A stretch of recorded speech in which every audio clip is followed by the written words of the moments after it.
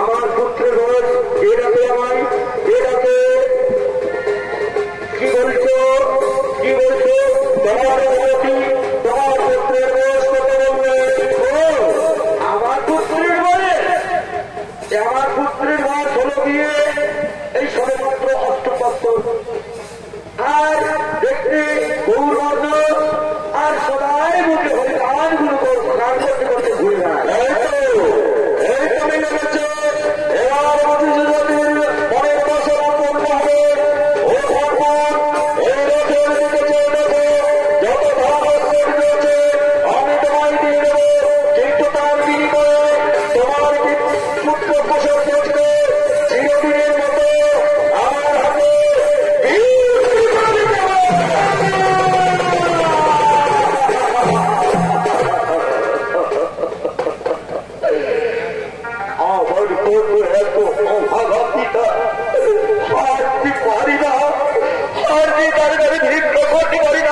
কিন্তু আমার সন্তানকে আহুতি দেওয়ার জন্য বিক্রি করতে হবে না। পারি না, আমি এখন কি করি দাঁড়া, আর যে আমি পারি না, আমি বলব আমার সন্তানকে বিক্রি করে দেবো। আমার সন্তানকে বিক্রি করে দিয়ে যদি আমি সুখে শান্তিতে থাকতে পারি, হ্যাঁ আমার মনে হয়তো এখন আসবে, আমার মনে ছুটি আসবে কতগুলো ভিক্ষে গেলে। এখন আমি কথা দিলাম, আমি আমার সন্তানকে বিক্রি করে দিলাম।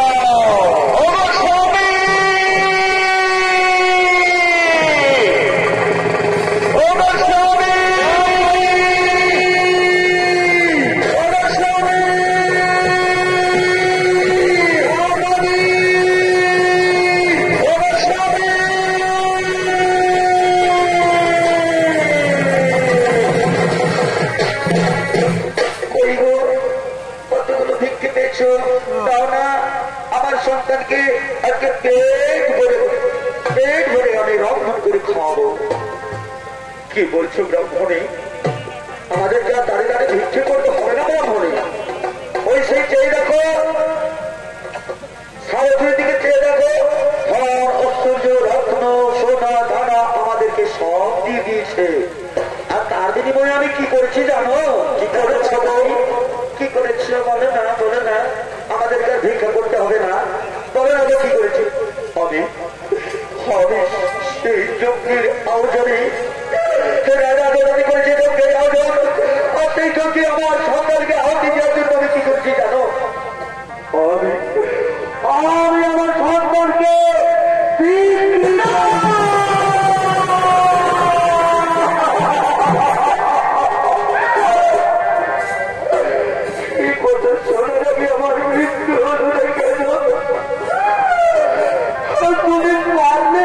আমার সন্তানকে বুক থেকে ছিঁড়ে দিতে না। তোমরা বলে দাও না তো, সন্তানকে তারা মায়ের কোল শূন্য করে কোনো ভাব থাকতে পারে গো? পারে না। তুমি আমার সন্তানকে আমার বুক থেকে কেড়ে দিও না। আমি তাকে ধীরে ধীরে বুকের রক্ত খাইয়ে তাকে আমি ধীরে ধীরে বড় করেছি।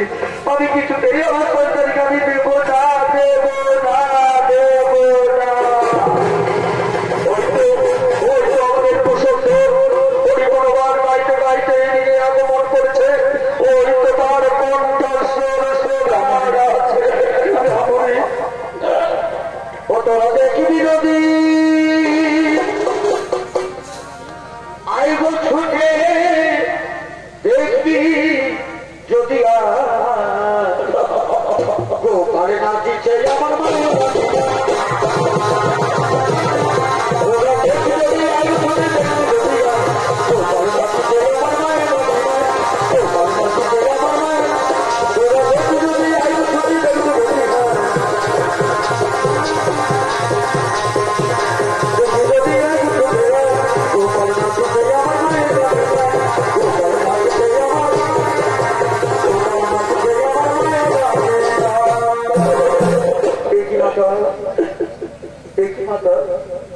নীরবতা নীরবতা কেন, চোখের জল কেন? পুত্র পুত্র এই কথা তুমি যে আমি বলতে পারবো না বাবা। তুমি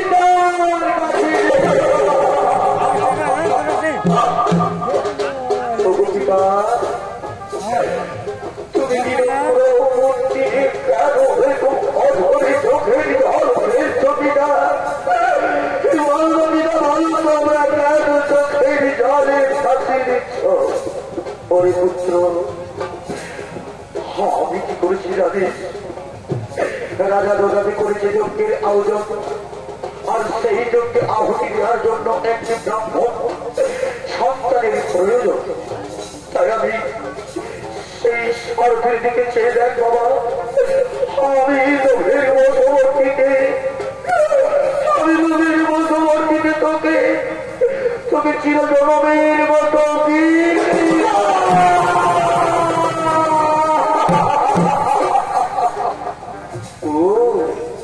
এই কথা। ঠিক আছে পিতা, পিতা মাতার কি যদি সুখে থাকতে হয় তাহলে আমাকে বিক্রি করে দিয়ে যদি তোমরা সুখী হও, আর কোনো বড় জিনিস নেই পিতা। ঠিক আছে, আমি চিরজনের মতো আমি বিদায় দিয়ে চলে যাচ্ছি।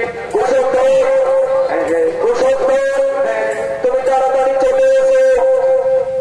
যাচ্ছি আমি শেষবারের মতো আমার পিতা মাতাকেই আমি পিতা মাতাকেই প্রণাম জানি, তাদের ভুল ভাত ভাই আমি চিরজনের মতো বিদায় দিয়ে যাচ্ছি। ও কবিতা শাস্ত্রে শুনেছি বিধান সর্ববিধান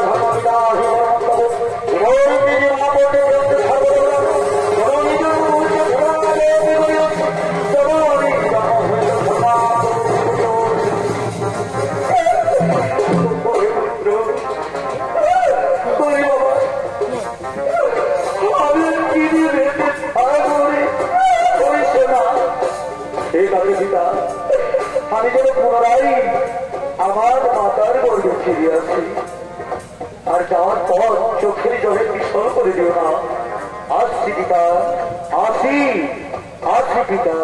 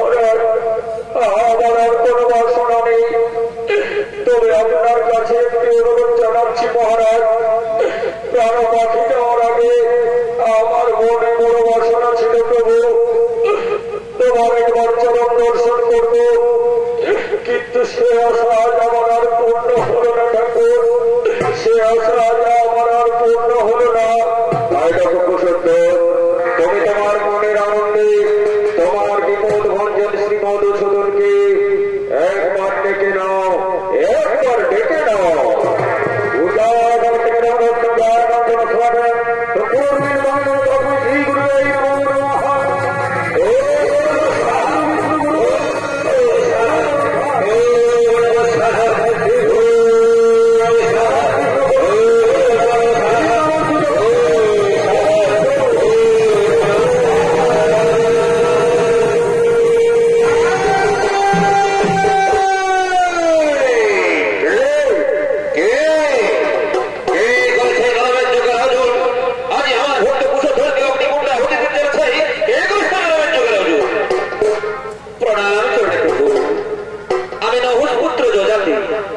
আমার পিতার মুক্তির কামনার্থে আর গুরু গুরু বশিষ্ঠের আদেশে আমি এই নরবেঞ্জকের আয়োজন করেছিলাম প্রভু।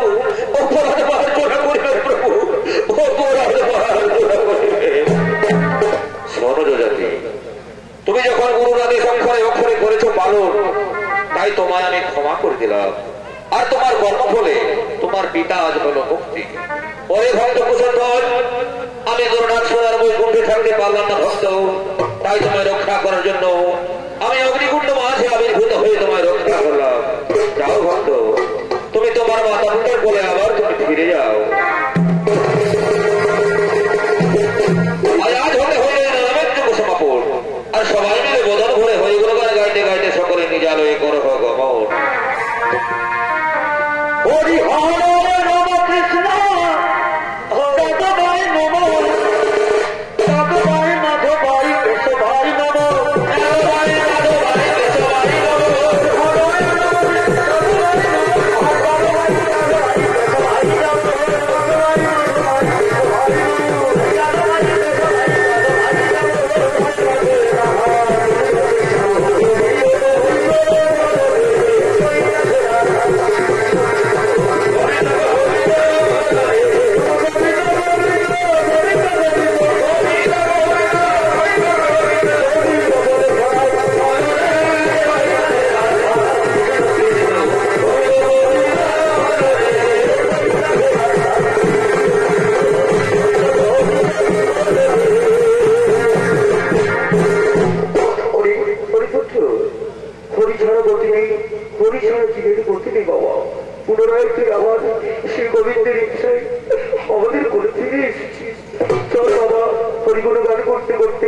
আমরাও নিজামে করিব প্রস্থান। কৃষ্ণকে সব কৃষ্ণকে সব মধুমাখা এই হরি না মধু